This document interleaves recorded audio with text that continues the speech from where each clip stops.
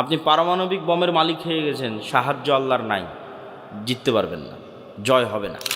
ওই পুরো বিমানের বডিতে যা ইউজ হয়েছে আর একটাও মানুষের 14 গোষ্ঠীর ক্ষমতা নেই, কোনো বিজ্ঞানীর ক্ষমতা নাই যে শূন্য থেকে বানায়।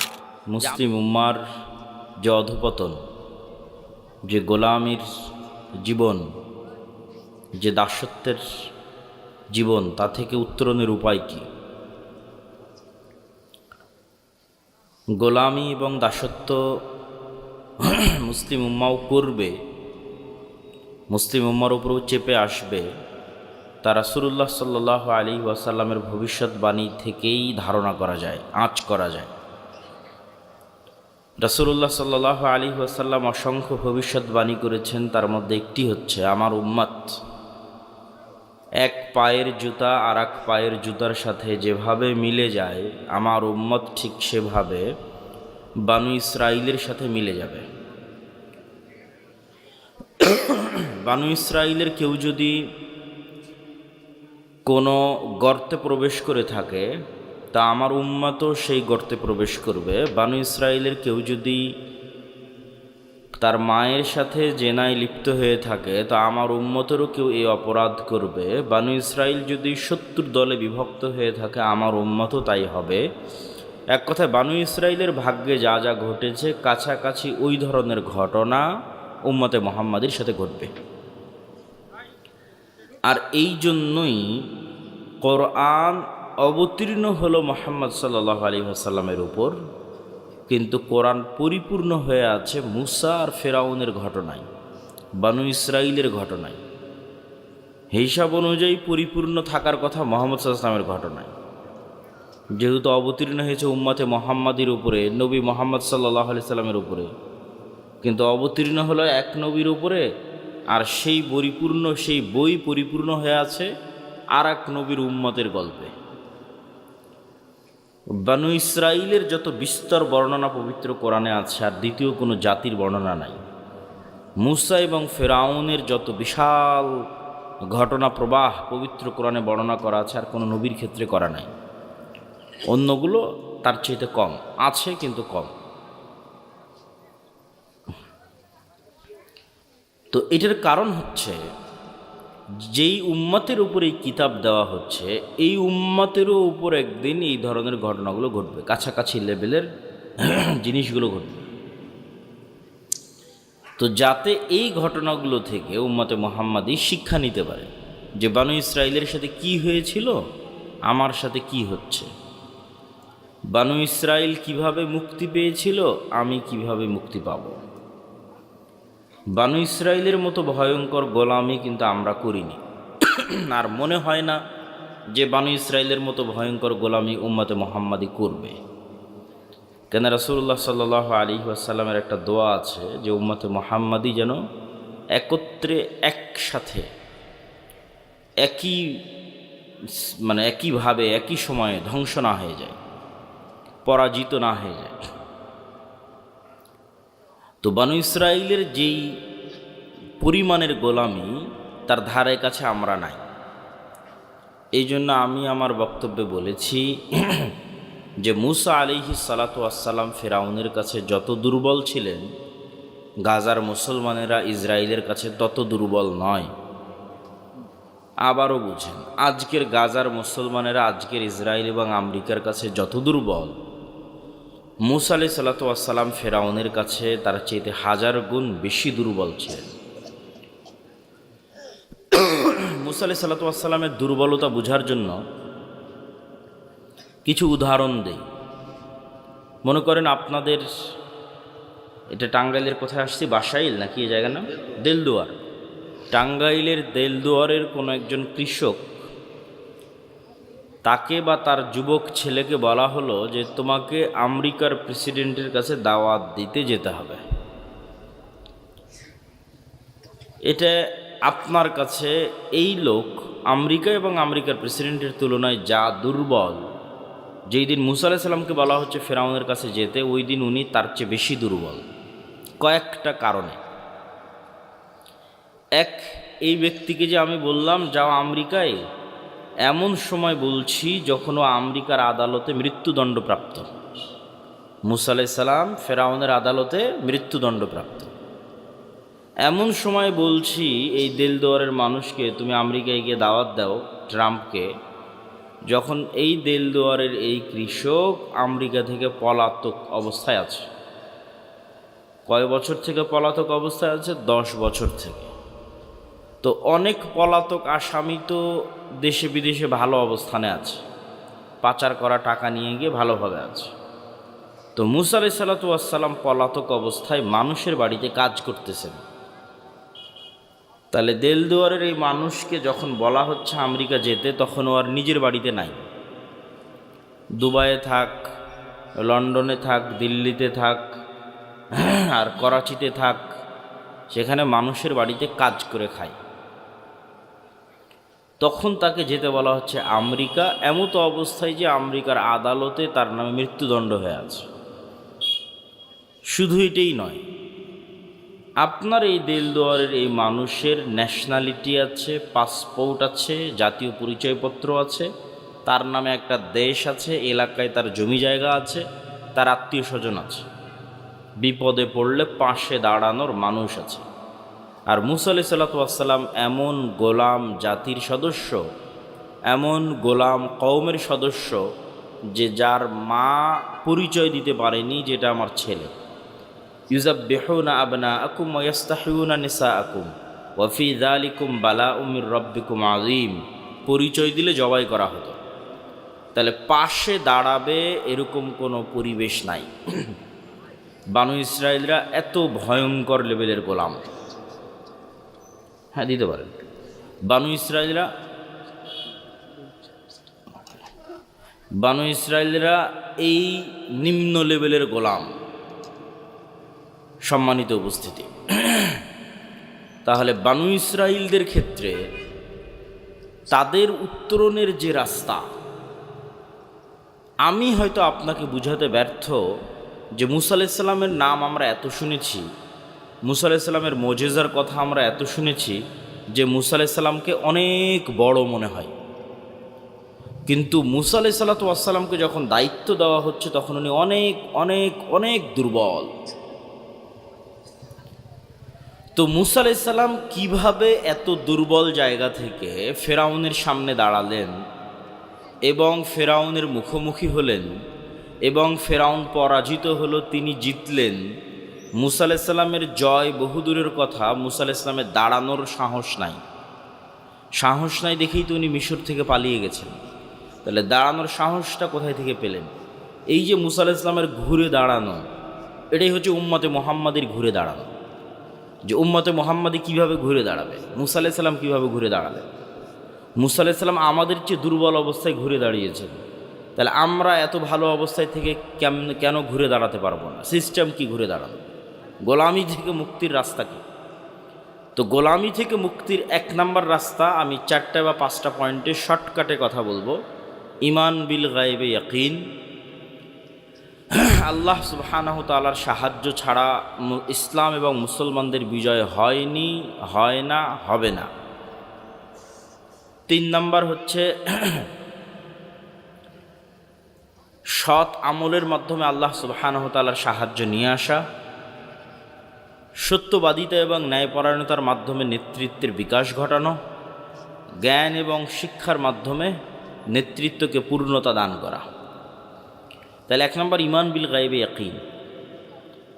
সকল নবীকে আল্লাহ সুবহানাহু তাআলা কোনো না কোনোভাবে গায়েবের কিছু অংশ দেখিয়েছেন, অদৃশ্য জগতের কিছু অংশ দেখিয়েছেন।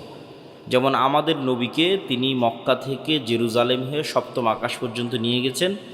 সূরা বানু ইসরাঈলের মধ্যে আল্লাহ বলছেন লিনুরিয়াহু মিন আয়াতিনা। কেন এই কাজ করেছি জানো? আমি তাকে আমার অদৃশ্য জগতের কিছু দেখাতে চাই, নিদর্শন দেখাতে চাই।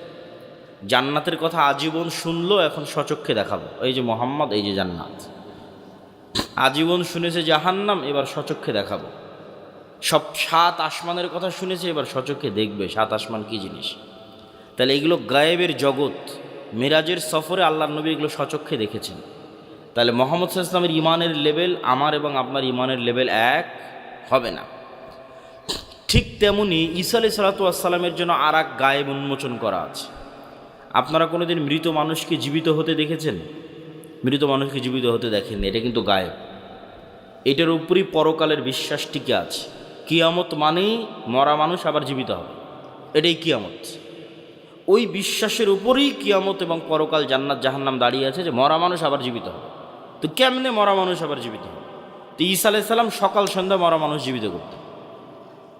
তাহলে এটা একটা গায়েব, যা ঈসা আলাইহিস সালামের জন্য মুজিজা। তো এই গায়েবের উপর ইয়াকিন তৈরি হলে ঈমান সর্বোচ্চ স্তরে পৌঁছে যায়। এখন মুসা আলাইহিস সালাতু ওয়াস সালামকে আল্লাহ বললেন, মুসা তোমার হাতে কি? তো আমার হাতে লাঠি। লাঠি ছাড়ো, সাপ হয়ে গেল। তো মুসা আলাইহিস সালাতু ওয়াস সালামকে আল্লাহ বললেন না যে আমি আজকে আসমান থেকে স্পেশাল গিফট নিয়ে এসেছি, জান্নাতের একটা স্পেশাল লাঠি নিয়ে এসেছি, এটা ছাড়লে সাপ হবে। জান্নাত আর আসমান থেকে আনা স্পেশাল লাঠি সাপ হতেই পারে, কিন্তু মুসা আলাইহিস সালাম এই লাঠি নিজেই 5-10 বছর থেকে ব্যবহার করতেছে, নিজে গাছ থেকে কেটে নিয়ে এসেছে। সেই লাঠি কেমনে সাপ হয়? এটা কোনো স্পেশাল লাঠি না, এটা স্বাভাবিক। তো মুসা আলাইহিস সালামের হাতে যে লাঠি থাকতো, আল্লাহ সেই লাঠিকে সাপে পরিণত করতে পারত। এটা আলাদা কোনো স্পেশাল লাঠি না। তো মুসা আলাইহিস সালাতু ওয়াস সালামের লাঠির সাপ হওয়া দেখে জাদুকরেরা কেন সিজদা করলো? জাদুকরদের দড়ি এবং লাঠিও সাপ হয়েছিল। আমরা যেমন আজকে 3D অ্যানিমেশনের মাধ্যমে বিশেষ চশমা দিয়ে বড় স্ক্রিনে যদি কোনো পার্কে অথবা কোনো থিয়েটারে গিয়ে বসি, তাহলে দেখবেন যে ওই স্ক্রিনের মধ্যে থেকে সাপ বের হয়ে আপনাকে ছবল দিচ্ছে, ফটোগ্রাফির কারণে, সিনেমাটোগ্রাফির কারণে এবং 3D অ্যানিমেশনের কারণে। কিন্তু আসলে চশমা খুললে দেখা যাবে এখানে কোনো বাস্তবে সাপ নাই, কিন্তু চশমা দেওয়ার পর মনে হচ্ছে সত্যি সাপ বের হয়ে আমাকে ছবল দিচ্ছে। তো যেই প্রযুক্তি দিয়ে আমরা এখন সাপের, মানুষকে আমাদের প্রযুক্তি দিয়ে সাপের একটা ধরন দিয়ে ভয় দেখাচ্ছি, সেম কোনো জাদুকরি প্রযুক্তি দিয়ে তাদের লাঠি, তাদের দড়িগুলো চোখের সামনে মনে হচ্ছিল সাপ, কিন্তু ইন রিয়ালিটি এগুলো সাপ নয়। এটা আজকেও সম্ভব না। কিন্তু মুসা আলাইহিস সালাতু ওয়াস সালামের লাঠি একদম আপনাদের বিলে, পুকুরে, নদীতে যে সাপ আছে ওই জ্যান্ত আস্ত সাপ হয়ে গেছে, যেটা আল্লাহর সৃষ্টি, বাস্তব সাপ। এটা আজকেও আধুনিক বিশ্বে সম্ভব নয় যে আমি এই গ্লাসকে বলে দিলাম যে এটা সাপ হয়ে গেল। এইটাকে আমি 3D অ্যানিমেশন করে, ডিজাইন করে আমি মোবাইলে, কম্পিউটারে দেখাইতে পারি যে এটা আমি গ্লাস থেকে সাপ বানাই দিলাম জাদুর মধ্যে। এমনভাবে সিস্টেম হয়ে গেল যে গ্লাস ভেঙে সাপ হয়ে গেল, কিন্তু ইন রিয়েল লাইফ এটা সাপ হবে না, বাস্তবে সম্ভব না। তো মুসা আলাইহিস সালাতু ওয়াস সালামের লাঠি বাস্তব সাপ হয়ে যাচ্ছে। এটাই মুসা আলাইহিস সালামের চিন্তা, চেতনা এবং গায়েবের উপর ইয়াকিন সব পরিবর্তন করে দিয়েছে। যে আমি যেই ফেরাউনের ভয়ে পালিয়ে এসেছি, যে ফেরাউন পৃথিবীর সবচেয়ে শক্তিশালী, তো ওই ফেরাউনের তুলনা আল্লাহ সুবহানাহু ওয়া তাআলার সাথে কেমন? উনি এই গায়েবের উপর ইয়াকিনের মাধ্যমে আল্লাহর শক্তি জানতেছে। আল্লাহর শক্তির সাথে ফেরাউনের শক্তির তুলনা, লা হাওলা ওয়ালা কুওয়াতা ইল্লা বিল্লাহ। আল্লাহর শক্তির সাথে ফেরাউনের শক্তির তুলনা হচ্ছে যে আল্লাহ বেশি শক্তিশালী, ফেরাউন কম শক্তিশালী না। আল্লাহ অনেক শক্তিশালী, ফেরাউন তার তুলনায় দুর্বল।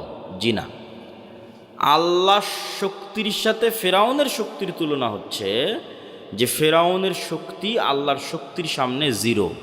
বলেন আল্লাহু আকবার। দুর্বল নাই, কম শক্তিশালী নয়। দুর্বল, কম শক্তিশালী বললে ইমানই থাকবে না। আল্লাহর শক্তির সামনে ফেরাউনের শক্তি জিরো। এটাই লা হাওলা ওয়ালা কুওয়াতা ইল্লা বিল্লাহর অর্থ। এইটাই মুসা আলাইহিস সালামের কালবের মধ্যে ঢুকে গেছে। এটাই ঈমান বিল গায়বি ইয়াকিন। এখন যেই মুসা ফেরাউনের ভয়ে পালিয়ে গেছে, 10 বছর থেকে মানুষের বাড়িতে কাজ করে খাচ্ছে, এই মুসা আলাইহিস সালাম শুধু ঘুরে দাঁড়াবে না, এই মুসা আলাইহিস সালাম এই এক ইয়াকিনের ওপর বিজয় পর্যন্ত নিয়ে চলে আসবে। বলেন আল্লাহু আকবার।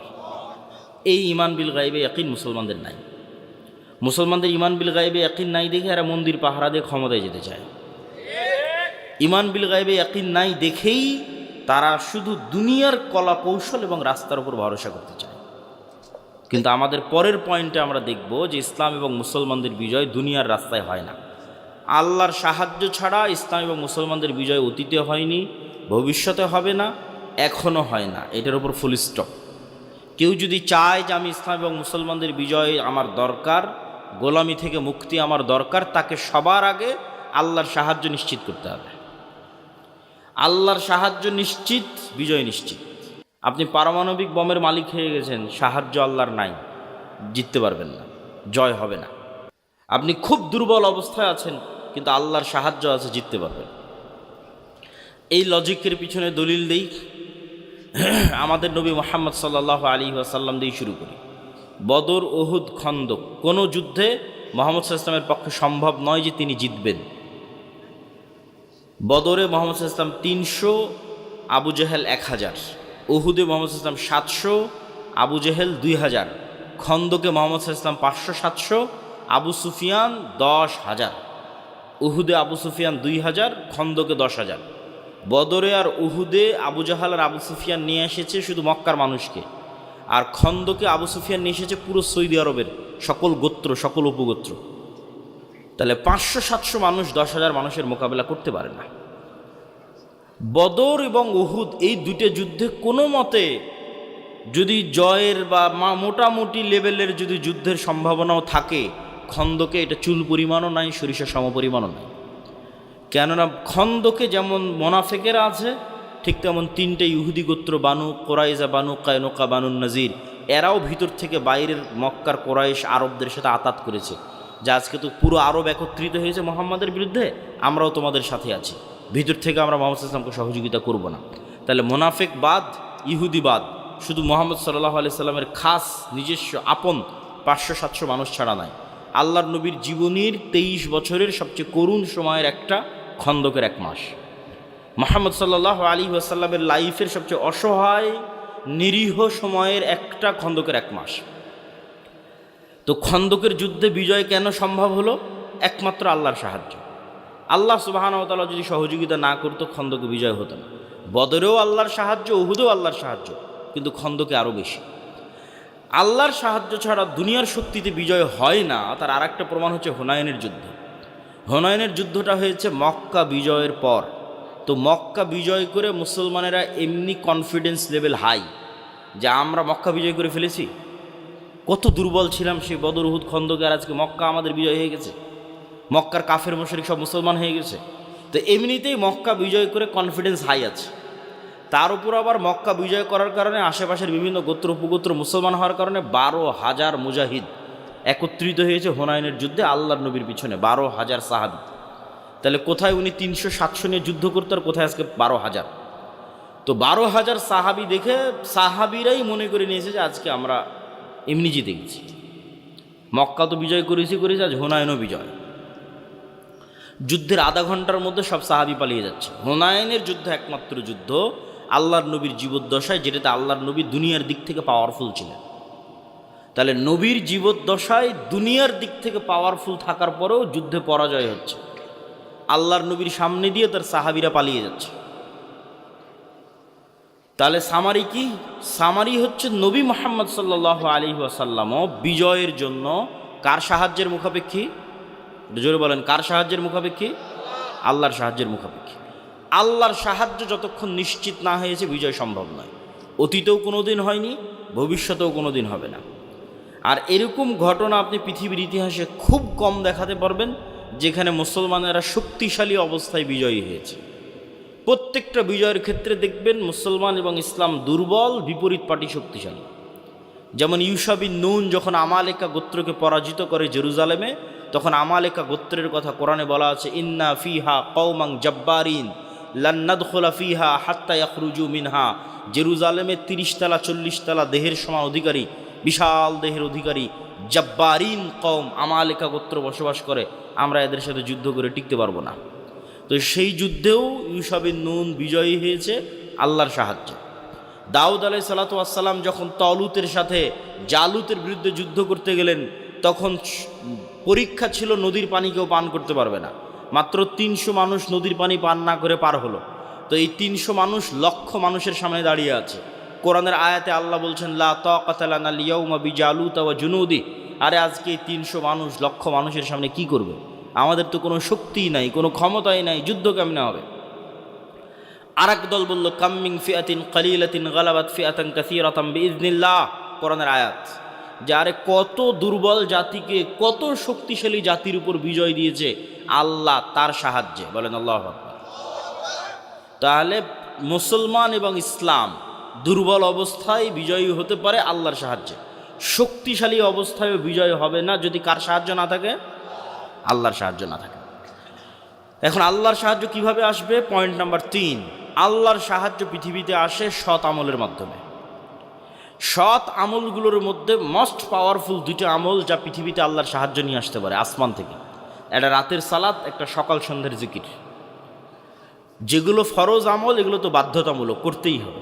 এগুলো না হলে আপনার সুইচই অন হবে না, অ্যাকসেপ্টই হবে না, ফোন ওপেনই হবে না, পাসওয়ার্ড মিলবে না, ফেস ভেরিফিকেশন নাই, ফিঙ্গারপ্রিন্ট নাই, মোবাইল কিভাবে খুলে? তো ফরজ তো লাগবেই। ফরজের উপরেও 2টা স্পেশাল ইবাদত, একটা রাতের সালাত, একটা সকাল সন্ধ্যের জিকির। বদরের যুদ্ধের আগের রাতে মুহাম্মদ সাল্লাল্লাহু আলাইহি ওয়াসাল্লাম এত লম্বা সালাত আদায় করছেন এবং বদরের যুদ্ধের দিন এত লম্বা দোয়া করছেন যে আবু বকর রাদিয়াল্লাহু তাআলা আনহু পর্যন্ত ক্লান্ত হয়ে গেছে। যে আপনি একজন নবী হয়ে এত আল্লাহ সুবহানাহু ওয়া তাআলার কাছে দোয়া করা লাগে, এত কান্নাকাটি করা লাগে, একবার বললেই তো হয়, আল্লাহ সুবহানাহু ওয়া তাআলা আপনার কথা শুনবে তো। কিন্তু ঘটনা হচ্ছে যে মুহাম্মদ সাল্লাল্লাহু আলাইহি ওয়াসাল্লাম আমার এবং আপনার চেয়ে ভালো জানতেন যে বদরে আমার বিজয় সম্ভব নয় কার সাহায্য ছাড়া? আল্লাহর সাহায্য ছাড়া। 1 নাম্বার, এটা আমার এবং আপনার চেয়ে ভালো জানতেন। 2, মুহাম্মদ সাল্লাল্লাহু আলাইহি ওয়াসাল্লাম আমার এবং আপনার চেয়ে ভালো জানতেন যে আল্লাহর সাহায্য পৃথিবীতে আমি মুহাম্মদ যদি নিয়ে আসতে চাই তাহলে আমাকে রাতের সালাত আদায় করতে হবে, আল্লাহর কাছে কান্নাকাটি করে দোয়া করতে হবে। তাহলে সামারি কি, রেজাল্ট কি, যেটা আপনি আজকে শিক্ষা নিয়ে যাবেন যে পৃথিবীর সর্বশ্রেষ্ঠ নবী মুহাম্মদ সাল্লাল্লাহু আলাইহি ওয়াসাল্লাম আল্লাহর সাহায্য ছাড়া জিততে পারে না। 1 নাম্বার, পৃথিবীর সর্বশ্রেষ্ঠ নবী মুহাম্মদ সাল্লাল্লাহু আলাইহি ওয়াসাল্লাম আল্লাহর সাহায্যের জন্য রাতের সালাতের মুখাপেক্ষী। আর আমার আপনার মতো গুনাহগার মানুষ 5 ওয়াক্ত সালাত আদায় না করেই খালি তাকবীর দিয়ে, মিছিল করে আর ভোট দিয়ে ইসলামকে বিজয় করে ফেলবে। তাহলে হয় আমরা ভুল বুঝেছি, আর নাহলে কোরআন এবং হাদিস ভুল, মুহাম্মদ সাল্লাল্লাহু আলাইহি ওয়াসাল্লাম ভুল বুঝেছে। তাহলে আপনাকে এবার এটার সাথে মিলাতে হবে। বিজয় সম্ভব নয় কার সাহায্য ছাড়া? আল্লাহর সাহায্য ছাড়া। আল্লাহর সাহায্য ফরজ ইবাদত না করে, 5 ওয়াক্ত সালাত আদায় না করে, সুদ ঘুষ হারাম ইত্যাদি গুনাহ থেকে বিরত না থেকে, রাতের সালাত আদায় না করে আল্লাহর সাহায্য আসবে? আসবে না। এটা ফাংশন। ঠিক যেভাবে আপনি এই যে মোবাইল দিচ্ছেন, এই যে ফিঙ্গারপ্রিন্ট মিলে যাচ্ছে, ফেস ভেরিফিকেশন হচ্ছে, প্রত্যেকটা আমলের একটা পিকচার, একটা চিত্র, একটা ফরম্যাট লাউহে মাহফুজ আছে, লাউহে মাহফুজে প্রত্যেকটা আমলে।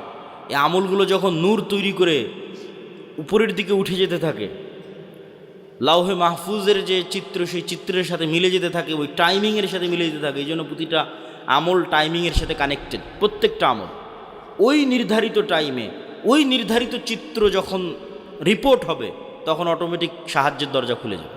এটা পাসওয়ার্ড। ওই সিস্টেমে যেভাবে মুহাম্মদ সাল্লাল্লাহু আলাইহি ওয়াসাল্লাম দাঁড়িয়েছে, ওই চিত্র, ওই মুখ দিয়ে আওয়াজ, ঠিক যেন একটা জাদুকরি দরজার সামনে আপনি দাঁড়িয়ে আছেন।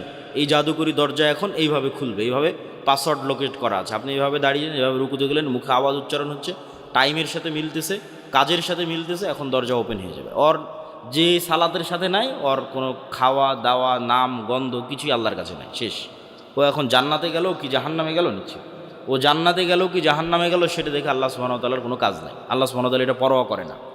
তাহলে যে এই রিলেটেডের মধ্যে নাই, ওর সাথে আল্লাহ সুবহানাহু ওয়া তাআলা নাই। সম্মানিত উপস্থিতি, পয়েন্ট নাম্বার 4, আমরা কিন্তু 3টে পয়েন্ট অলরেডি শেষ করে ফেলেছি। ঈমান বিল গায়বে ইয়াকিন, আল্লাহর সাহায্য ছাড়া ইসলামের বিজয় হয় না। আল্লাহর সাহায্য পৃথিবীতে আনতে পারে সৎ আমল। তার মধ্যে সবচেয়ে পাওয়ারফুল 2টা আমল কি কি? রাতের সালাত এবং আরেকটা কি? সকাল সন্ধ্যার জিকির। সকাল সন্ধ্যার জিকির কেন পাওয়ারফুল? সকাল সন্ধ্যার জিকির এই জন্য পাওয়ারফুল, পৃথিবীর এমন কোনো অসম্ভব কাজ নাই যা জিকির দিয়ে সম্ভব নয়। পৃথিবীর এমন কোনো অসম্ভব নয় যা জিকির দিয়ে সম্ভব নয়।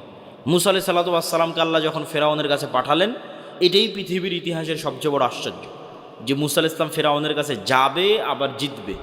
তো আল্লাহ সুবহানাহু ওয়া তাআলা মুসা আলাইহিস সালামকে বলছে, ওয়ালা তানিয়া ফি যিকরি, মুসা তোমাকে তো অনেক কিছু দিলাম, লাঠি দিলাম, মুখের কথা ঠিক করে দিলাম, তোমার সাথে তোমার ভাইকে দিলাম, ঠিক আছে, হাতের মুজিজা দিলাম, তবে একটা কথা মনে রাখিও, সব সময় আমার জিকির করতে হবে। যদি আমার জিকির না করো, মোবাইলে চার্জ না থাকলে মোবাইল অন হবে? দেখা আমার জিকির ভুলে গেছো, লাঠি ছেড়ে দিয়েছো, কাজ হয়নি। কথা মানে বুঝতে পারেননি আমার, যে আমার কথা ভুলে গেছো দিয়ে লাঠি ছেড়ে দিয়েছো, দিয়ে লাঠি আর সাপ হয় না। লাঠি সমুদ্রে মারতেছো আর রাস্তা তৈরি হয় না। ওয়ালা তানিয়া ফি জিক্রি, কাজ করবে সব কিছু, সব টেকনোলজি কাজ করবে, শর্ত হচ্ছে আমাকে সবসময় স্মরণে রাখতে হবে। তাহলে মুসা আলাইহিস সালাম সব অসম্ভবকে সম্ভব করে ফেলেছে কার জিকিরের মাধ্যমে? আল্লাহ সুবহানাহু ওয়া তাআলার জিকিরের মাধ্যমে। জাকারিয়া আলাইহিস সালাম আল্লাহ সুবহানাহু ওয়া তাআলাকে বললেন, মারিয়ামকে দেখে আল্লাহ, হুনালিকা দাআ জাকারিয়া রাব্বাহ, যে আল্লাহ আমার সন্তান দরকার, ছেলে সন্তান। আল্লাহ সুবহানাহু ওয়া তাআলা সাথে সাথেই ফেরেশতাদের মাধ্যমে তাকে জানিয়ে দিলেন যে সন্তান হবে। সাথে সাথে জানিয়ে দেওয়ার পরেও জাকারিয়া আলাইহিস সালাম নিজেরই বিশ্বাস হচ্ছে না যে আমার সন্তান। কেন? ওনার চুল পেকে গেছে, দাড়ি পেকে গেছে, স্ত্রী বন্ধা, তো কেমনে ওনার সন্তান হবে? উনি আল্লাহকে জিজ্ঞেস করছে, আল্লাহ আমার সন্তান হবে এই কথা তো আপনি বললেন, আমার অন্তরের প্রশান্তির জন্য একটু আলামত বলেন, কি আলামতে আমি বুঝবো যে আমার সন্তান হবে? আল্লাহ বললেন, তোমার আলামতই হচ্ছে তুমি সকাল সন্ধ্যার জিকির করবা। বলেন আল্লাহু আকবার। কোরআন পরিপূর্ণ হয়ে আছে সকাল সন্ধ্যার জিকিরের কথা দিয়ে। বিল গুদুওয়ি ওয়াল আসাল, বিল আশিয়্যি ওয়াল ইবকার, বুকরাতাও ওয়া আসীলা, ক্বাবলা তুলুইশ শামসি ক্বাবলাল গুরুব, এগুলো কোরআনের আয়াত। বিভিন্ন জায়গায় আল্লাহ বলতে থেকেছে, মানুষ তোমরা সকালে এবং সন্ধ্যায় আল্লাহর জিকির করো। টাইমের খুব গুরুত্ব আছে ইসলামে। ওই নির্ধারিত টাইমের মধ্যেই ওই কাজটা যেতে হবে। ওই নির্ধারিত টাইম পার হয়ে গেলে ওই কাজ আর ওই রকম ইফেক্টিভ হবে না। যেমন রাতের শেষ অংশের সালাত, ওটা ওই টাইমের সাথে রিলেটেড। সকাল সন্ধ্যের জিকির, ওটা ওই টাইমের সাথে রিলেটেড। যেই টাইমে যে সালাদ দেওয়া আছে, যে অক্তের সালাদ দেওয়া আছে, যখন সাহরি করতে বলা হয়েছে, যখন ইফতারি করতে বলা হয়েছে, এগুলোর জন্য সব সময় নির্ধারিত, সময় কানেক্টেড। তো সকাল সন্ধ্যার জিকির, সন্ধ্যা মানে মাগরিবের আগে, আসরের পর থেকে না সূর্য ডুবার পূর্ব পর্যন্ত, মাগরিবের পরে নয়, আসরের পর থেকে সূর্য ডুবার পূর্ব পর্যন্ত। আর সকাল মানে ফজরের পর থেকে সূর্য ওঠার পূর্ব পর্যন্ত, এই সময় জিকির। জিকির এই জন্য পাওয়ারফুল, আপনাকে বুঝতে হবে যে সাউন্ড সবচেয়ে পাওয়ারফুল। আজকের আধুনিক বিশ্ব টিকে আছে আলোর ওয়েভ। এই যে ক্যামেরা, মোবাইল, লাইভ, কম্পিউটার, সব অল এভরিথিং, এগুলো টিকে আছে আলোর ওয়েভের ওপর। এইটা একটা টেকনোলজি। আর এর চাইতেও পাওয়ারফুল টেকনোলজি হচ্ছে সাউন্ড, আওয়াজ। আল্লাহ সুবহানাহু ওয়া তাআলা আসমান এবং জমিন সৃষ্টি করেছেন আওয়াজ, কুন ফায়াকুন দিয়ে। আল্লাহ সুবহানাহু ওয়া তাআলা আসমান এবং জমিন ধ্বংস করবেন, এইটার সিস্টেমও তৈরি করেছেন আওয়াজ দিয়ে। ইসরাফিল বাঁশিতে ফুঁ দিবে, সে আওয়াজ আসমান এবং জমিনে ছড়িয়ে পড়বে, ওই আওয়াজে কিয়ামত সংঘটিত হবে। আওয়াজে দেখা যাচ্ছে আসমানকে এমনভাবে ডেভেলপ করা আছে যে ওই ইসরাফিলের আওয়াজ শোনা মাত্রই বুঝে যাবে, ফেটে চৌচির হয়ে যাবে। সূর্যকে এমনভাবে ডেভেলপ করা আছে, সেট আপ করা আছে, ওই ইসরাফিলের আওয়াজ শুনবে, ভেঙে চৌচির হয়ে পড়ে যাবে। এরা সব আওয়াজ বুঝে।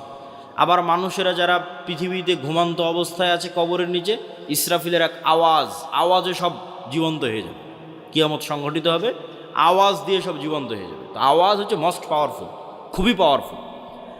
এবং আমরা আমাদের আশেপাশে যা দেখছি সবাই আওয়াজ করতেছে, শুনতে পারতেছি না, কিন্তু সবগুলোর আওয়াজ আছে। এটা গায়েব। এই গায়েবের নিউজ আল্লাহ দিয়েছে। আর গায়েবের উপর ইয়াকিন না থাকলে আপনার বিজয়ের প্রথম ধাপই কিন্তু মিস করেছেন, যেটা প্রথম শর্ত দেওয়া আছে, যে গায়েবে ইয়াকিন। তাহলে এটা গায়েব, যে আশেপাশের সব কিছু আওয়াজ করতেছে। আল্লাহ কি বলছে? ইসাব্বিহু লিল্লাহি মা ফিস সামাওয়াতি ওয়া মা ফিল আরজ। আসমান জমিন এবং তার মধ্যে যা কিছু আছে তার সব কিছু সবসময় আমার তাসবিহ পাঠ করতেছে। বলেন আল্লাহু আকবার। তাহলে এই মাইকও তাসবিহ পাঠ করতেছে মানে আওয়াজ হচ্ছে, এই কাঠও তাসবিহ পাঠ করতেছে মানে আওয়াজ হচ্ছে, এই জামাও তাসবিহ পাঠ করতেছে মানে আওয়াজ হচ্ছে, এই পুরো প্যান্ডেল তাসবিহ পাঠ করতেছে মানে আওয়াজ হচ্ছে। এই আওয়াজ শোনার সক্ষমতা আমার নাই। যেমন এদিক দিয়ে একটা পিঁপড়া হেঁটে চলে যাচ্ছে, ওই পিঁপড়ার যাওয়ার আওয়াজ আমি শুনতে পাই না, পিঁপড়া কী বলছে তাও শুনতে পাই না। কিন্তু এই সাউন্ড টেকনোলজির কিছু জ্ঞান আল্লাহ সুলাইমানকে দিয়েছিলেন। ওমা উতীতু মিনাল ইলমি ইল্লা কালিলা। ওই পিঁপড়া কী বলছে সুলাইমান আলাইহিস সালাম বুঝতো, ওই পাখি কী বলছে সুলাইমান আলাইহিস সালাম বুঝতো, সুলাইমান আলাইহিস সালাম কী বলছে ওইটা আবার ওই পাখি পিঁপড়া বুঝতো। ঠিক আছে? তাহলে আমাদের আশেপাশের অল এভরিথিং সব কিছু সবসময় আল্লাহর তাসবিহ পাঠ করতেছে সবসময়। তাহলে আপনিও যখন সকাল সন্ধ্যায় জিকির করবেন, তাসবিহ করবেন, এগুলো কিন্তু এরাও শুনতে পায়। এই জন্য এটা সবচেয়ে পাওয়ারফুল, যে আপনি তাসবিহ পড়তেছেন, এই তাসবিহ আপনার আশেপাশের সব শুনতে পায়।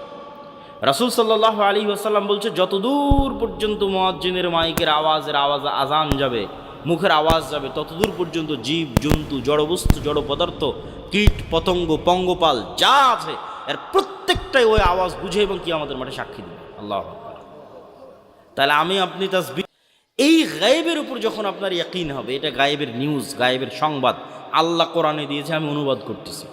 এই গায়েবের উপর যখন আপনার ইয়াকিন হবে, তার সাথে সাথে যখন এবার আপনি সকাল সন্ধ্যার তাসবিহ পাঠ করবে, তখন আপনি এমনি বুঝতে পারবেন কেন সকাল সন্ধ্যার তাসবিহ গুরুত্বপূর্ণ, কেন সকাল সন্ধ্যার তাসবিহ পাওয়ারফুল, কেন যে কোনো কিছুতে উঠার সময়ের যে জিকির ওইটা কেন পাওয়ারফুল। যে সুবহানাল্লাযী সাখখারা লানা হাযা ওয়া মা কুন্না লাহু মুকরিনিন ওয়া ইন্না ইলা রাব্বিনা লামুনকালিবুন। উঠলাম বিমানে, বলছি পবিত্রতা সেই সত্তার যিনি বিমানকে আমার অধীনস্থ করেছে। বিমান কেমনে আমার অধীনস্থ হলো? মানুষ বানালো বিমান, যন্ত্র তৈরি করলো মানুষ, বিমান তৈরি করলো মানুষ, চালাচ্ছে পাইলট, আর দোয়া করতেছি যে যেই সত্তা এই বিমানকে আমার অধীনস্থ করেছে। কেননা ওই বিমানে যে তেল ব্যবহার হচ্ছে, ওই তেল কারো বাপের ক্ষমতা নেই তৈরি করবে। ওই তেল আল্লাহ দিয়েছে, মানুষ নিয়ে যে বিমানে লাগিয়েছে। তাহলে ওই তেল কার তাসবিহ পাঠ করতেছে? আল্লাহর তাসবিহ পাঠ করতেছে। ওই পুরো বিমানের বডিতে যা ইউজ হয়েছে, আর একটাও মানুষের 14 গোষ্ঠীর ক্ষমতা নেই, কোনো বিজ্ঞানীর ক্ষমতা নেই যে শূন্য থেকে বানায়, যে আমি এখন হাওয়া, এই হাওয়া থেকে এখন বানালাম এটা। জি না, আল্লাহ দিয়ে রেখেছে, ওইটার থেকে ওকে বানাতে হবে। ওই স্টিলের বডি, ওই কাঠের ফ্রেম আল্লাহর দেওয়া জিনিস। তাহলে ওই কাঠ যখন গাছের সাথে ছিল, ও আল্লাহর তাসবিহ পাঠ করেছে। এখন কাটা অবস্থায় বিমানে আছে, তো তাসবিহ পাঠ করবে না? ওই যে সিটের উপর বসে আছেন, ওই সিটের ফোম তুলা অবস্থায় শিমুল গাছে ছিল, তখন আল্লাহর তাসবিহ পাঠ করেছে। এখন ওটা বানিয়ে আপনি ফোম বানিয়েছেন, তো আল্লাহর তাসবিহ পাঠ করবে না? ওই পুরো বডিতে যা ইউজ হয়েছে প্রত্যেকটা আল্লাহর দেওয়া, কোথাও না কোথাও থেকে মানুষ নিয়ে এসে ওখানে লাগিয়েছে। তাহলে পুরো বিমানের পুরো বডিটা, তেল থেকে শুরু করে অল এভরিথিং কার নিয়ন্ত্রণে? আল্লাহর নিয়ন্ত্রণে। এবং ওরাও আল্লাহ সুবহানাহু ওয়া তাআলা তাসবিহ পাঠ করছে। শুধু এটাই নয়, এই যে আমরা যে ভূমণ্ডল দেখতেছি, আমাদের যে উপরের যে আকাশ দেখতেছি, এই আকাশের সিস্টেমের মধ্যে, সেটআপের মধ্যে আল্লাহ যদি চুল পরিমাণ কম বেশি করতেন, তাহলে পাখি উড়ে হারিয়ে যেত অথবা উঠতেই পারত না। তো পাখি যে উড়ে ভারসাম্য রক্ষা করতে পারতেছে, এটা কোরআনে আল্লাহ চ্যালেঞ্জ করেছে যে পাখি উড়ে যে হারিয়ে যায় না, আবার ফিরে আসে অথবা উঠতে পারে। এই সামান্য কম বেশি করলে দুটো জিনিস ঘটতো, উড়ে হারিয়ে যেতে হতো অথবা উঠতেই পারতো না। তাহলে উঠতেও পারবে, ফিরেও আসতে পারবে। আবহাওয়ার মধ্যে এই ভারসাম্য কে রক্ষা করেছে? তাহলে এই বিমান উড়ে হারিয়ে যাচ্ছে না, এই বিমান উড়ে আবার ফেরত আসতেছে, আবহাওয়ার মধ্যে এই ভারসাম্যকে রক্ষা করেছে আল্লাহ সুবহানাহু ওয়া তাআলা রক্ষা। তাহলে এখানে বিজ্ঞানীদের কিছুই নাই, সব কিছুই আগে থেকে ছিল, মানুষ চিন্তা করে নতুন করে জাস্ট একটা আরেকটার সাথে জোড়া তালি দিয়ে বানিয়েছে। পাখি আগে থেকেই উঠত, মানুষ কেমনে উঠবে মানুষ জানতো না। সম্মানিত উপস্থিতি, তাহলে আমরা কি বলতে যাচ্ছি? জিকির কেন পাওয়ারফুল, আওয়াজ কেন পাওয়ারফুল, এইটা আপনাকে বোঝানোর জন্য বিভিন্ন আঙ্গিকে চেষ্টা করলাম। তাহলে আল্লাহর আসমান থেকে আসমানি সহযোগিতা পৃথিবীতে নেমে আসার দুইটা মোস্ট পাওয়ারফুল টেকনোলজির, একটা হচ্ছে রাতের সালাত, একটা হচ্ছে সকাল সন্ধ্যার জিকির। এই জন্য যুদ্ধের মাঠেও সালাত আদায় করতে হয়। যুদ্ধের মাঠে সালাতুল খৌফ, যুদ্ধের মাঠের সময় অনেক সংক্ষিপ্ত, চোখের পলকে সময় পার হয়ে যাচ্ছে। আমি মনে করছি 40 মিনিট কথা বলতে, 40 মিনিট হয়েই গেছে, কথাই শুরু করিনি 40 মিনিট হয়ে গেছে। আচ্ছা, আমি যা আলোচনা করতেছি সবগুলো আলোচনায় আল্লাহর পথে যাত্রা এই বইয়ের মধ্যে আছে। যে বইটা নতুন এসেছে, এই বইটা ঈমান বিল গায়বে ইয়াকিন তৈরি করার জন্যই লেখা। অদৃশ্য জগতের উপরে বিস্তর আলোচনা আছে। ওকে ওকে ঠিক আছে। ফেরেশতা, শয়তান, রূহ, নাফস, ঠিক আছে, পরকাল, এগুলো সবগুলোর উপর বিস্তর আলোচনা আছে আল্লাহর পথে যাত্রা বই। এই বইটা আপনাদের প্রত্যেকটা মসজিদে, স্কুল, কলেজ, ইউনিভার্সিটিতে সপ্তাহে একদিন হলেও 1-2 পৃষ্ঠা পাঠচক্র হিসেবে রাখতে হবে। মুসলমানেরা যদি তাদের নব উত্থান চায়, নতুন উত্থান চায়, তাহলে মুসলমানদের উত্থানের জন্যই এই বই লেখা। এই বইয়ের পরে আর একটা বই আসবে, আর একটা বই আসতেছে, যে আপনি পূর্ণাঙ্গ বিপ্লব পৃথিবীতে কিভাবে করবেন, মুসলমানেরা কেমনে পূর্ণাঙ্গ রূপে গোলামি থেকে স্বাধীনতার পথে কিভাবে যাত্রা করবে। এর সেকেন্ড বই আসতেছে, কিন্তু প্রথম বই জরুরি। কেন? প্রথম বইটা হচ্ছে ঈমান বিল গায়বে ইয়াকিন, আল্লাহর সাহায্য নিশ্চিত করা। আল্লাহর সাহায্য নিশ্চিত না হলে কোনো কিছুর কোনো কাজ নাই। পারমাণবিক বম হাতে থাকলেও কোনো কাজ নাই। তাহলে আগে এটা নিশ্চিত করতে হবে যে আমি পূর্ণাঙ্গ ঈমান বিল গায়বে ইয়াকিন রাখতেছি এবং আল্লাহর সাহায্য পাওয়ার সকল রাস্তা আমি অবলম্বন করতেছি। দুটো পয়েন্ট বলে বক্তব্য শেষ করব। তার আগে আপনাদের কাছে বৈঠকি দানের জন্য যেতে পারে, কথাই শেষ, আমার বক্তব্য শেষ। আচ্ছা আচ্ছা, সমস্যা নেই। আমি আপনাদের কাছে বৈঠকি দানের জন্য 2 মিনিট কথা বলবো, এর মধ্যে আপনাদের প্রধান অতিথি 2 মিনিট কথা বলবে। তারপরে আমি উপসংহার টানব। বৈঠকি দানের ক্ষেত্রে দুটো কথা। একটা কথা হচ্ছে যে দান কেন কার্যকরী, দান কেন ইফেক্টিভ, দান কেন আপনাকে হেল্প করতে পারে। এই জন্য যে আমরা আমাদের ইবাদতের শতভাগ নিশ্চয়তা দিতে পারবো না, আবার আমরা গুনাহ থেকে মুক্তির শতভাগ নিশ্চয়তা দিতে পারবো না। কেউ এখানে দাঁড়িয়ে বলবে যে আমি জীবনে এক ওয়াক্ত সালাত কাজা করিনি, খুব কঠিন। আবার কেউ বলবে যে না আমি এক ওয়াক্ত কাজা করিনি, আবার প্রত্যেক ওয়াক্তে শুরু থেকে শেষ পর্যন্ত আল্লাহর কথাই স্মরণে রেখেছি, এটাও কঠিন। আবার কেউ বলবে আমি নিষ্পাপ, এটাও কঠিন। তাহলে এই জিনিসগুলোর ব্যাকআপ ছাড়া আপনি জান্নাতে যাওয়ার দাবি করতে পারবেন না। আপনার ইবাদতের কমতিরও ব্যাকআপ লাগবে, আপনার গুনাহের যে আছে সেটারও কাফফারা লাগবে, ঠিক আছে। আবার মানুষ যে পাওনাদার হবে সেই পাওনাদারেরও আপনার ব্যাকআপ লাগবে। তো এই সবগুলোর ব্যাকআপ কিয়ামতের মাঠে টাকা দিয়ে দেওয়া সম্ভব। দুনিয়াতে যেমন বিপদে পড়লে ক্লিনিকে উকিল, আদালত, মামলা মোকদ্দমা টাকা দিয়ে অ্যারেঞ্জ করেন, যেমন এই যে ওসমান হাদি ছেলেটা 50 লক্ষ টাকা দিয়ে সিঙ্গাপুর নিয়ে গেল, তাহলে দুনিয়াতে টাকার দরকার হচ্ছে বিপদে পড়লে। কিয়ামতের মাত্র টাকার দরকার হবে, কিন্তু ইনস্ট্যান্ট অ্যারেঞ্জ করা যাবে না, এখন দিয়ে রাখতে হবে। এখন দিয়ে রাখলে ওই টাকা কিয়ামতের মাঠে কাজে দেবে, এটাই রুলস। কিন্তু টাকা কিয়ামতের মাঠে কাজে দেবে। আর এখন টাকা দিয়ে রাখলে আল্লাহ সুবহানাহু ওয়া তাআলা সেই টাকাকে বাড়াতে থাকবে। এই জন্য কিয়ামতের মাঠে আপনাকে ধনী অবস্থায় উঠতে হবে, হয় জীবন দিয়ে শহীদ হয়ে জান্নাত কিনতে হবে, নয় টাকা দিয়ে জান্নাত কিনতে হবে। ইবাদত দিয়ে জান্নাতের নিশ্চয়তা খুব কঠিন, কেন আপনি নিজে ঠিকমতো ইবাদত করতে পারেন না, কম বেশি হয়ে যায়। গুনাহ মুক্ত থাকা দিয়ে জান্নাতের নিশ্চয়তা খুব কঠিন, কেন গুনাহ হয়ে যায়। তাহলে একটাই রাস্তা যেটাতে জান্নাত নিশ্চিতভাবে কিনা যাবে, হয় জীবন দিয়ে শহীদ হও, নাহলে টাকা দিয়ে জান্নাত কিনো। তা আপনাদের মধ্যে যারা যাবে তাদের আপনার সহযোগিতা করার জন্য দত্ত আহ্বান জানাচ্ছি, এবং আপনাদের প্রধান অতিথি সাহেবকে কিছু বলার জন্য দত্ত আহ্বান জানাচ্ছি।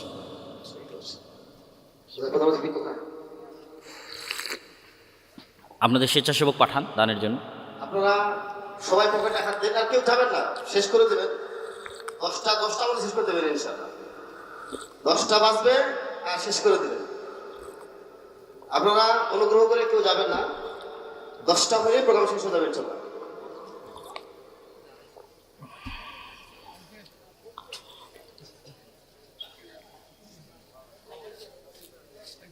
যায় না ছেলেরা, যায় না জায়গা জায়গায় চট নিয়ে যান, নিয়ে চাদর নিয়ে যান, রুমাল ধরেন। 10টায় বক্তব্য ছেড়ে দেবেন ইনশাআল্লাহ। 10টা না,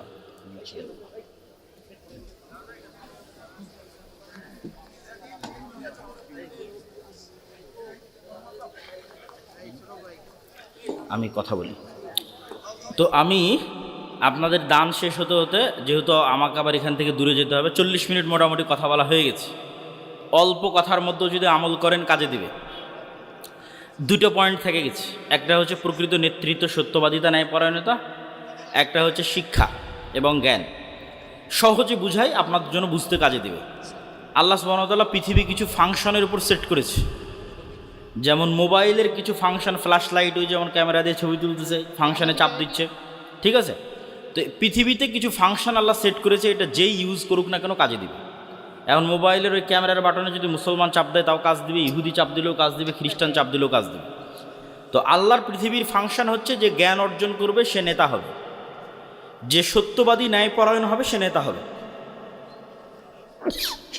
তো জ্ঞান অর্জন যদি ইহুদি খ্রিস্টান করে, আর দেল দুয়ারের যুবকেরা যদি বিড়ি, সিগারেট, মদ, জুয়া, গাঁজা, নেশা, ফ্রি ফায়ার, পাবজি, খেল তামাশা, আলহামদুলিল্লাহ, বিভিন্ন নেশা এবং মাদকতার মধ্যে ব্যস্ত থাকে, আর ইহুদি খ্রিস্টানের সন্তানেরা যদি জ্ঞান অর্জন করে, তো কে নেতা হবে? আর একটু জোরে বলেন, কে নেতা হবে? ইহুদি খ্রিস্টান হবে। আল্লাহ বলবে না যে ইহুদি খ্রিস্টান তোরা জ্ঞান অর্জন করছিস, তোদের নেতা বানাবো না, আমার দিল দুয়ারের কিছু বান্দা আছে, এরা মদ খায়, জুয়া খায়, এরা মুসলমান, এদের নেতা বানাবো। এই কাজ আল্লাহ করে না। আল্লাহ সুবহানাহু ওয়া তাআলা রুল ব্রেক করে না। তাহলে যে ফাংশনের উপর সেট করা আছে ওই ফাংশনকে ইউজ করতে হবে। এই ফাংশন যে ইউজ করবে তার জন্য কাজ দেবে। তাহলে আপনি জ্ঞান অর্জন না করলে নেতা হতে পারবেন না, কথা শেষ। আল্লাহ নিজে জ্ঞানী, আদম আলাইহিস সালাতু ওয়াস সালাম জ্ঞানী, তলুতকে নেতা বানানো হয়েছে জ্ঞানের কারণে, এবং পুরো কোরআন জ্ঞান দিয়ে পরিপূর্ণ, মুহাম্মদ সাল্লাল্লাহু আলাইহি ওয়াসাল্লাম জ্ঞানী। আমরা যদি জ্ঞান অর্জন করি নেতা হতে পারবো, নাহলে গোলামি থাকবো। পয়েন্ট নাম্বার 2, সত্যবাদিতা, ন্যায়পরায়ণতা, এটাতে নেতা হয়। গণতন্ত্রের কালচার এমন, এখানে 2 নম্বরই লিয়াজু, লবিং, ধোকাবাজি, এই রাস্তাগুলো দিয়ে মানুষ নেতা হয়। তো এই 2 নম্বরই লিয়াজু, লবিং, এগুলোর মাধ্যমে যে নেতা হয় এরা মূলত গোলাম। আল্লাহর ক্রাইটেরিয়া এরা কি? গোলাম। আর ওই যে ওসমান হাদির মতো ছেলে যারা কোনো দলের লিয়াজু, কোনো টাকা পয়সার লেনদেন, কোনো কিছুর সাথে না থেকে একদম স্ট্রেট ফরওয়ার্ড, যেটা সত্য, যেটা ন্যায় সেটাই বলবে, এইগুলো হচ্ছে আসল নেতা। কিন্তু এই নেতাগুলোকে গণতন্ত্রের সিস্টেমে উঠে আসতে দিবে না। এভাবে গণতন্ত্রকে সেট আপ করা যায়, উঠে আসলে গুলি করে উড়িয়ে দিবে। তাহলে গণতন্ত্র হচ্ছে গোলাম তৈরির কারখানা। মানে এখানে যদি এমপিও হয়, প্রাইম মিনিস্টারও হয়, তাহলে সে গোলাম কেন? 2 নম্বর রাস্তা অবলম্বন করেছে। 2 নম্বর রাস্তা অবলম্বন করে নেতা হওয়া সম্ভব নয়। ওকে ভারত কিনে নিবে টাকা দিয়ে, আমেরিকা কিনে নিবে টাকা দিয়ে। তাহলে সত্যবাদী ন্যায়পরায়ণ সবাইকে নিজ নিজ জায়গায় হতে হবে। আপনি কেমনে মাপবেন আপনি ন্যায়পরায়ণ কিনা, সত্যবাদী কিনা? নিজের পিতার জমিতে নিজের বোনকে ন্যায়ের সাথে সম্পত্তি বন্টন করেছেন কিনা, একটা ছোট্ট পরীক্ষা। যদি দিয়ে থাকেন তাহলে নেতৃত্বের গুণ আছে, যদি না দিয়ে থাকেন তাহলে গোলামির গুণ আছে। তাহলে নেতা হতে হলে নিজ নিজ জায়গায়। মসজিদ মাদ্রাসা তো সালাত সিয়াম আছে, নাই কি? সত্যবাদিতা নাই, পরায়ণতা নাই। আলেম ওলামাদের মধ্যেও সালাত সিয়াম হজ জাকাত আছে, নাই কি? সত্যবাদিতা নাই, পরায়ণতা নাই। এই বেসিক ক্রাইটেরিয়া লিডারশিপের, এটা আমাদের কোথাও মুসলমানদের মধ্যে নাই। কেননা ব্রিটিশ উপনিবেশের দীর্ঘ গোলামির কারণে আমরা এটা হারিয়ে ফেলেছি। গোলামি মে বাদাল জাতি হে কওম কা জমির, আল্লামা ইকবাল বলেছে। গোলামির মাধ্যমে স্বভাব চরিত্র পরিবর্তন হয়ে যায়। তাই লম্বা গোলামিতে আমাদের স্বভাব চরিত্র পরিবর্তন হয়ে গেছে। তো সম্মানিত উপস্থিতি, পুরো বক্তব্যের সামারি করে দিই। আজকেই মুসলমানেরা গোলাম থেকে স্বাধীন হয়ে যাবে 500 যদি যুবক এরকম তৈরি হয় যারা আমার এই বক্তব্যকে পূর্ণ করে দিতে পারবে। 500। আমি যে থিওরি দিয়ে গেলাম, সিক্রেট রেসিপি দিয়ে গেলাম, এটা বাংলাদেশের ক্ষমতা দখলের নয়, পৃথিবীর ক্ষমতা দখলের। সারা পৃথিবী, শুধু বাংলাদেশ নয়, সারা পৃথিবী। ইমান বিল গায়বে ইয়াকিন থাকতে হবে, আল্লাহর সাহায্য নিশ্চিত করতে হবে। আল্লাহর সাহায্য নিশ্চিত হওয়ার জন্য সৎ আমল লাগবে। ফরজ ইবাদতের পাশাপাশি রাতের সালাত এবং সকাল সন্ধ্যার জিকির। সত্যবাদিতা, ন্যায়পরায়ণতার জ্ঞান এবং শিক্ষায় সর্বোচ্চ স্তরে যাওয়া, এই দুইটা দুনিয়ার কাজ। আগের যেগুলো বললাম এগুলো আল্লাহর সাথে রিলেটেড, আর বাকি দুটো দুনিয়ার সাথে রিলেটেড। তাহলে আপনি হবেন এরকম 500 মানুষ যদি তৈরি হয়ে যায় যারা এরকম ক্রাইটেরিয়া পূর্ণ করবে, এরা শুধু বাংলাদেশ বিজয় করবে না, এরা পৃথিবী বিজয় করবে। তো আল্লাহ সুবহানাহু ওয়া তাআলা আমাদের উম্মতকে, আমাদের নতুন প্রজন্মকে এটা করার তৌফিক দান করুক, আল্লাহুম্মা আমিন। এই বলে আমার সংক্ষিপ্ত বক্তব্য এখানেই শেষ করছি। মাসিক আল ইতিসাম, মক্তব, দাওয়াইল আল্লাহ, এগুলোকে মূল্যায়ন করবেন। বিস্তারিত বলার সময় পেলাম না।